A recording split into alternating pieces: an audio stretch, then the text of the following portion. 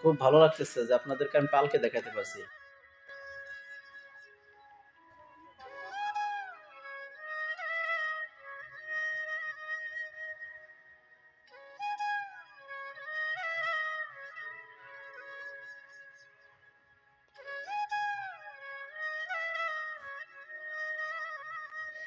বন্ধুরা, এতক্ষণ আপনারা কিছু খণ্ডচিত্র পল্লীকবি জসীমউদ্দীনের এলাকার দেখলেন। এখন আমরা তার বাড়িতে যাব। কোথায় কিভাবে যাওয়ার লোকেশনটা সেটা আমি আপনাদেরকে জানাবো। আপনারা যে যেখান থেকে আসুন না কেন, আপনাদের জন্য এই ভিডিওটা দেখলে আপনারা সহজেই পল্লীকবি জসীমউদ্দীনের বাড়ি আসতে পারবেন। কার না আসা জাগে পল্লীকবি জসীমউদ্দীনের বাড়ি যাওয়ার জন্য? এজন্য আমরা এই ভিডিওটা স্কিপ না করে সম্পূর্ণ দেখি। আর চলুন আমরা রাস্তায় চলতে চলতে পল্লীকবি জসীমউদ্দীন সম্পর্কে কিছু তথ্য সংক্ষেপে জেনে নিই। কবি পরিচিতি: জসীমউদ্দীন 1903 খ্রিস্টাব্দে ফরিদপুর জেলার তাম্বুলখানা গ্রামে জন্মগ্রহণ করেন। কবি তার কবিতায় বাংলাদেশের পল্লী প্রকৃতি ও মানুষের সহজ স্বাভাবিক রূপটি তুলে ধরেছেন। পল্লীর মাটি ও মানুষের জীবনচিত্র তার কবিতায় নতুন মাত্রা পেয়েছে। পল্লীর মানুষের আশা, স্বপ্ন, আনন্দ, বেদনা ও বিরহ মিলনের এমন আবেগমধুর চিত্র আর কোনো কবির কাব্যে খুঁজে পাওয়া ভার। এ কারণে তিনি পল্লী কবি নামে খ্যাত। কর্মজীবনের শুরুতে তিনি কিছুকাল ঢাকা বিশ্ববিদ্যালয়ে অধ্যাপনা করেন। পরে সরকারি তথ্য ও প্রচার বিভাগে উচ্চ পদে যোগদান করেন। ছাত্রজীবনেই তার কবি প্রতিভার বিকাশ ঘটে।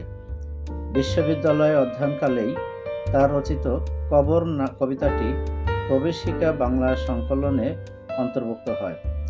জসীমউদ্দীনের উল্লেখযোগ্য কাব্যের মধ্যে রয়েছে নকশিকাঁথার মাঠ, সজনবাদিয়ার ঘাট, রাখালি, বালুচর, হাসু, এক পয়সার বাঁশি, মাটির কান্না ইত্যাদি। তার নকশিকাঁথার মাঠ কাব্য বিভিন্ন বিদেশি ভাষায় অনুদিত হয়েছে। চলে মুসাফির এটি তার একটি ভ্রমণ কাহিনী। বিশ্বভারতী বিশ্ববিদ্যালয় তাকে সম্মানসূচক ডি.লিট ডিগ্রি প্রদান করে। এছাড়া সাহিত্য সাধনার স্বীকৃতিস্বরূপ তিনি 21 পদক লাভ করেন। 1976 সালে 13ই মার্চ এই বিখ্যাত কবি ঢাকায় মৃত্যুবরণ করেন। আমরা তার রুহের মাগফিরাত কামনা করি। চলুন এখন আমরা ঘুরে আসি সেই পল্লীকবি জসীমউদ্দীনের পিত্রালয় থেকে, এবং কিভাবে আমরা যাব সেগুলো আমরা জেনে নিই।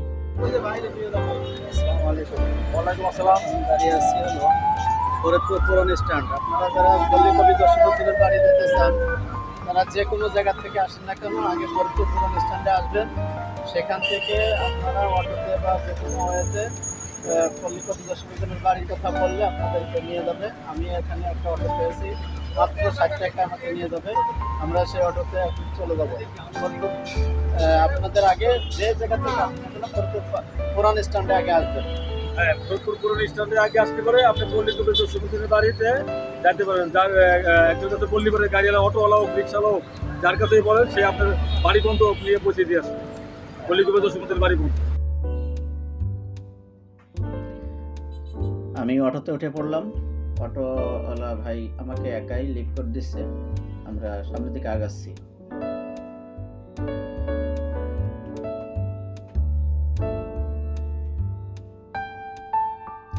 ফরিদপুরের যে পুরান স্ট্যান্ডের কথা বললাম, এই সেই পুরান স্ট্যান্ডের গোল চত্বরটি, এখানে পার হয়ে আমরা সামনের দিকে আগাচ্ছি। আমরা চলে যাব সরাসরি আলিপুর ব্রিজ পার হয়ে, সেই ব্রিজের উপর আলিপুর একটা গোরস্থান আছে, সেই গোরস্থান হয়ে আমরা চলে যাব বাম দিকে।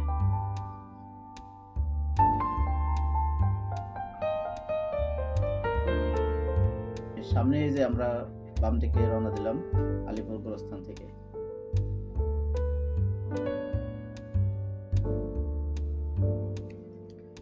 দেখতে দেখতে আমরা একটা রেল ক্রসিং করতেছি, যে রেলটা রাজবাড়ী থেকে ফরিদপুরে আসে, সেই রেল লাইনটা এটা। এটা অম্বিকাপুরের মধ্যেই, এই সদরের পাশেই রেল লাইনটা পার হয়ে চলে আসলাম আমরা।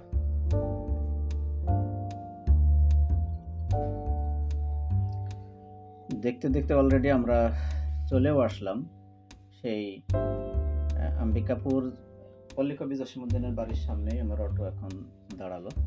আমি ভাড়া দিলাম, ভাড়া দিয়ে এই যে সেই অটোকের সামনেই। আসসালামু আলাইকুম রহমতুল্লাহ। বন্ধুরা, আমি এখন যে জায়গায় দাঁড়িয়ে আছি, এই জায়গাটা হলো সেই ফরিদপুরের সদর উপজেলা আম্বিকাপুর রেল স্টেশনের দক্ষিণে যে গোবিন্দপুর গ্রাম, সেই গ্রামের ভিতর দিয়ে বয়ে গেছে কুমার নদী। আর এই কুমার নদীর পাড়েই ফরিদপুর সদর অর্থাৎ ফরিদপুর যে টাউন এটা অবস্থিত। আর এই কুমার নদীর পাড়েই আবার অবস্থিত পল্লী কবি জসীমউদ্দিনের বাড়ি। আগে আমি আপনাদেরকে এই নদীটা দেখাবো, যে নদীর পাড়েই পল্লী কবি জসীমউদ্দিনের বাড়িটা রয়েছে।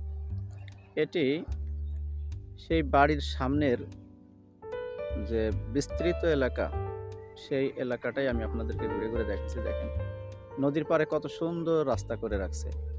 এই রাস্তা পাড়েই ওই পাশে আরো উঁচু একটা রাস্তা রয়েছে। এই মূল রাস্তার নিচেই বিস্তৃত খেলার মাঠ। এই মাঠে হয়তো সবাই খেলাধুলা করে। এর আগে আমাদের বাংলাদেশের প্রাণপ্রিয় এবং জনপ্রিয় ম্যাগাজিন উপস্থাপক হানিফ সংকেত এখানে আসছিলেন। এইখানে এই যে সেই মাঠটা, যে মাঠে উনি অনুষ্ঠানটা করছিলেন। তো এখানে ওই যে দেখা যাচ্ছে সুন্দর একটা সাজু ছায়াঘর ব্যবস্থাপনায় রয়েছে এখানে জেলা পরিষদ ফরিদপুর। এই সাজু হয়তো এই পল্লী কবি জসীমউদ্দিনেরই কারণ আপনজন। আমরা সেটাও দেখবো যে সাজু কার নাম, সেটা আমরা দেখব।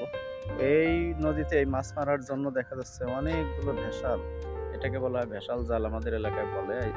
সেই ভেসাল এখানে 3 কোনা বিশিষ্ট বাঁশ দিয়ে সাজানো এই জাল পাতা, এটা নামাই দিলেই এর মধ্যে বিভিন্ন ধরনের মাছ এসে আটকে যায়। তারপরে এটাকে আবার উঠানো হয়। অনেক দূরেও দেখা যাচ্ছে এরকমের বহু জাল ফেলে ফেলে রাখে। এই কুমার নদটা খনন করা হয়েছিল, পুনর্খনন প্রকল্পের শুভ উদ্বোধন করেছিলেন শেখ হাসিনা এমপি।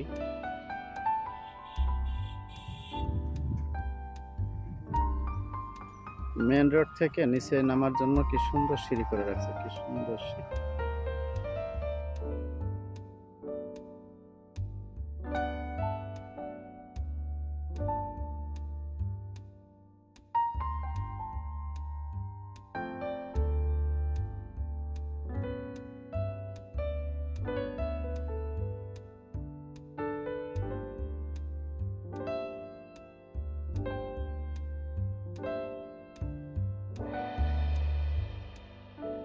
এখনো দোকানপাট ঠিক মতো সাজানো হয় নাই, আস্তে আস্তে লোকজন আসবে আর দোকানপাটগুলো সাজাবে।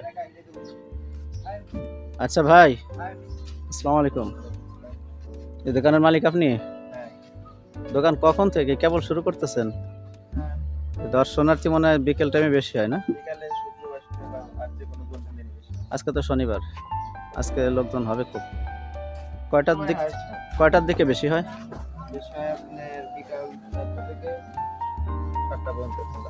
আপনাদের দোকানে কি পাওয়া যায়? এমনি ঝালের মধ্যে আছে চটপটি, ফুচকা, চিকেন মোমো, আর স্পেশাল হলো পোড়া রুটি আর চা। মূলত আমার দোকানের নামই চাওয়ালা। চটপটি ফুচকা কত করে নেন প্লেট? 50 টাকা করে। সম্পূর্ণ মানে প্রতিটাই একই দাম, ছোট বড় প্লেট নেই? না।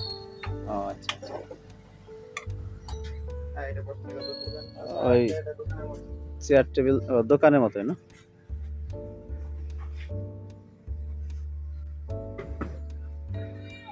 দোকানপাট গুলো বন্ধ রয়েছে, এখনো সম্পূর্ণ আসে নাই, আসবে। ঘরটা কি ঘর? বসে লোকজন নাকি? যারা ঘুরতে আসে দর্শনার্থীরা, তারা এখানে বসে উপভোগ করে। এটা নাটক মঞ্চ, জানুয়ারির 1 তারিখে। এখন যে ভবনটি দেখতে পাচ্ছেন, এটা মূলত একটা নাট্যমঞ্চ। এখানে নাটক করা হয়। এখানে একটা ছন্দ লেখা দেখতে পাচ্ছেন, এখানে কবির লেখা একটা কবিতার ছন্দ লেখা রয়েছে। আমার বাড়ি যাইয়ে ভ্রমর, বসতে দেব পিড়ে, জলপান যে করতে দিব শালি ধানের ছিঁড়ে। জসীমউদ্দিন, কত সুন্দর কথা।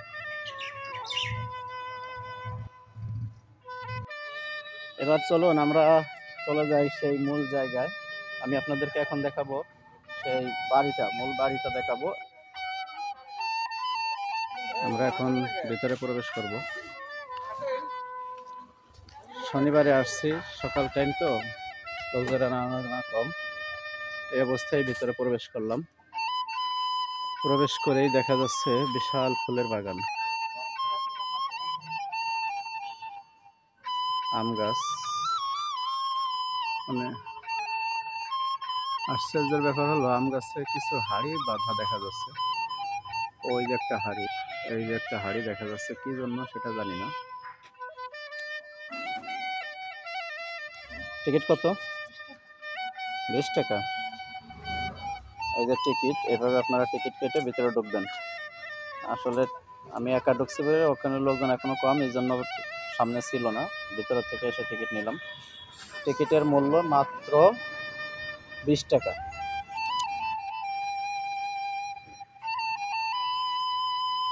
আম গাছ দেখতে পাচ্ছি, সুন্দর আম গাছ।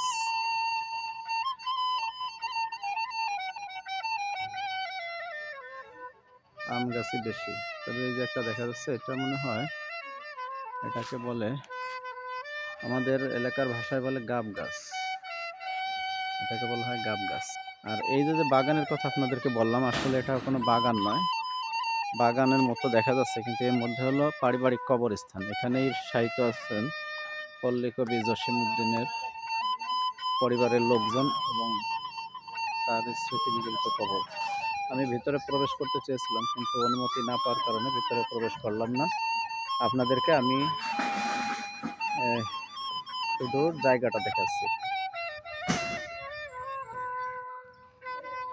সুন্দর পরিপাটি, পরিষ্কার পরিচ্ছন্ন, ফুল বাগানে ঘেরা অপরূপ সৌন্দর্য এই পল্লী কবি জসিমউদ্দিনের পারিবারিক কবরস্থানটা। দেখুন কত সুন্দর।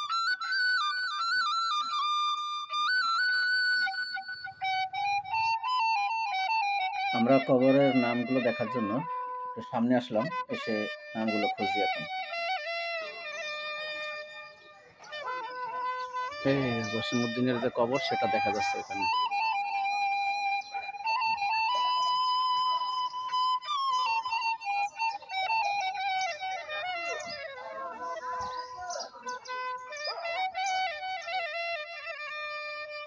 গাছের উপরে ছোট্ট একটা ঝোপ, 4 চালা। এটা হলো নামাজের স্থান, এখানে নামাজ পড়া হয়।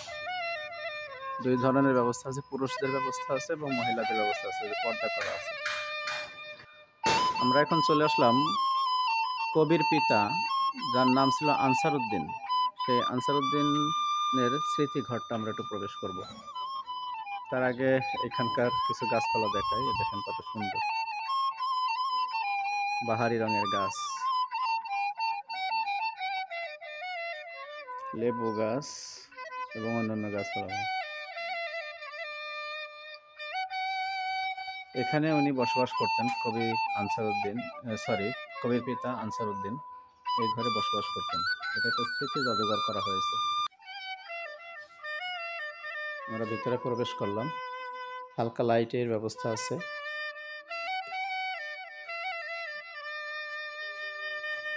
দেখতে পাচ্ছি বিভিন্ন কবি সাহিত্যিকদের ছবি টানানো। এই যে বংশ পরিচয়, আমরা এটা পড়ে দেখি। কবির দাদার নাম সমীর উদ্দিন, 1835 থেকে 1910 সাল পর্যন্ত জীবিত ছিলেন। কবির পিতা আনসারউদ্দিন 1860 সাল থেকে 1943 সাল পর্যন্ত জীবিত ছিল। কবির মাতা আমেনা খাতুন, রাঙা ছোটু বলা হতো, উনি 1878 সাল থেকে 1953 সাল পর্যন্ত জীবিত ছিলেন। কবির ভ্রাতা ও ভগ্নীগণ মফিজউদ্দিন, জসিমউদ্দিন, সৈয়দ উদ্দিন, নূর উদ্দিন, হাবিবুন্নেসা, করিমুন্নেসা, নুরুন্নাহার। কবি জসিমউদ্দিনের জন্ম তারিখ এখানে দেওয়া আছে 1904 সাল থেকে 1976 সাল পর্যন্ত কবির জীবিত কাল। 1904 সালে জন্ম, 1976 সালে উনি ইন্তেকাল করেন। কবির পত্নী অর্থাৎ মমতাজ বেগম মণিমালা, বুঝতেই পারছেন স্ত্রী, 1928 সালে ওনার জন্ম আর 2006 সালে ওনার ইন্তেকাল।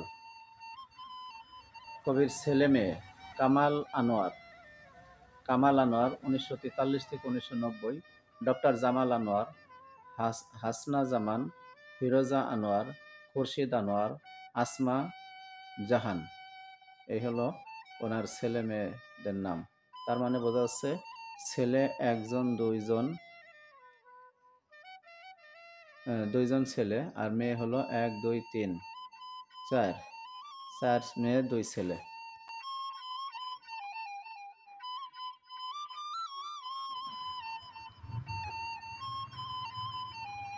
এই জায়গাটাও গেট ফুলের সহ অন্যান্য ফুল দিয়ে সুন্দর করে সাজানো।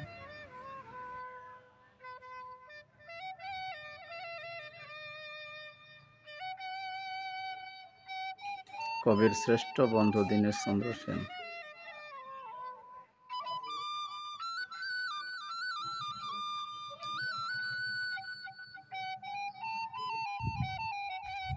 এখন আমরা চলে আসলাম কবির ছেলে হাসু ও বাসুমণির স্মৃতিঘরে।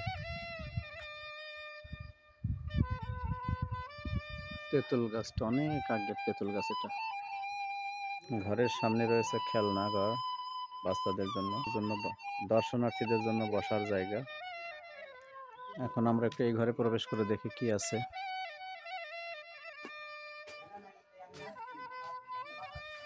এই আসমানি কবিতার আসমানিকে দেখা যাচ্ছে। এই আসমানিদের বাড়ি আমি যাব ইনশাআল্লাহ, আপনারা সঙ্গে থেকে দেখবেন।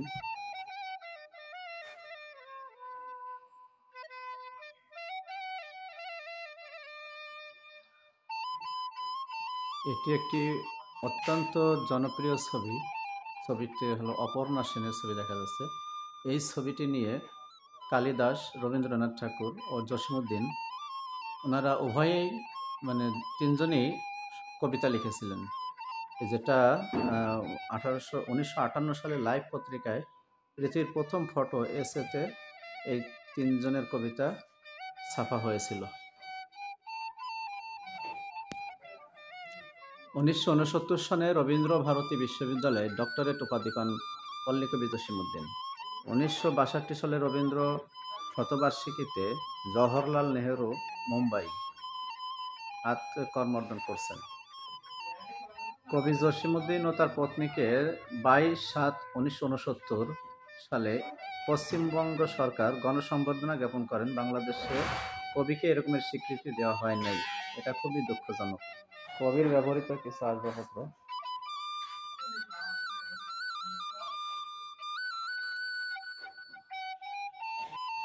কিছু অপরিকর ব্যবস্থাপনা রয়েছে। এই যে ব্যবহৃত টেবিল, টিভি, পালকি, বাহ দারুণ একটা জিনিস। এই পালকি কি বলবো, খুব ভালো লাগতেছে যে আপনাদেরকে আমি পালকি দেখাতে পারছি। এই পালকি ব্যবহার তো এখন উঠেই গেছে। কি বলবো, এই পালকিতে আগে এক সময় মানুষ করতো, যে বিবাহ করতো। এই যে ডাটি দেখা যাচ্ছে, এই যে ডাটি আপনাদেরকে দেখাই, এই যে ডাটিটা দেখা যাচ্ছে, এই যে ডাটি এই পাশেও আর লম্বা করে একটা ডাটি ওরকমের থাকতো। এই দুটো ডাটি বেহারা যারা ছিল তাহারা ওই দুইজন এপাশে ওপাশে 4 জন বা 6 জন মিলে ঘাড়ে করে জামাই এবং বউকে সঙ্গে করে নিয়ে আসতো। আগে আমাদের ওই এখন যে সিস্টেম, আমরা মাইক্রো বাস নিয়ে যাই বা অন্যান্য যানবাহন নিয়ে যাই, আগে এই সিস্টেম ছিল না। এরকমের পালকিতে সম্মানের সাথে তাদেরকে আনা হতো।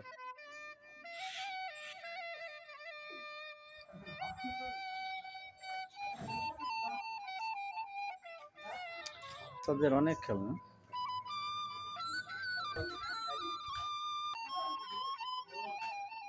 আর একটা ঘরে প্রবেশ করলাম।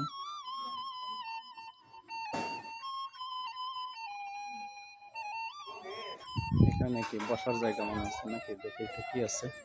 মজার বিষয়, ঢেকি। এখন যে জায়গায় প্রবেশ করছি এই জায়গাটাই হলো মূলত মূল বাড়িটা। এতক্ষণ আমি আপনাদেরকে বাড়ির আশপাশ দেখিয়েছি। এই হলো মূল ঘর, কবির বড় ভাইয়ের ঘর এটা,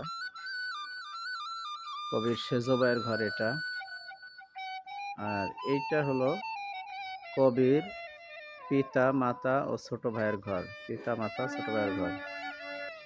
মধুমালা বাসভবন, এখন এটা খোলে নাই, যার কারণে ভেতরে আমি ঢুকতে পারলাম না, দেখাতে পারলাম না। দেখেন এই ঘরে এখানে বসে কবি এখানে দেখেন লেখা আছে এই যে, এইখানে বসে কবি রচনা করেন অমর কাব্যগ্রন্থ কবর, রাখালি, নকশিকাঁথার মাঠ ও সজনবাদিয়ার ঘাট।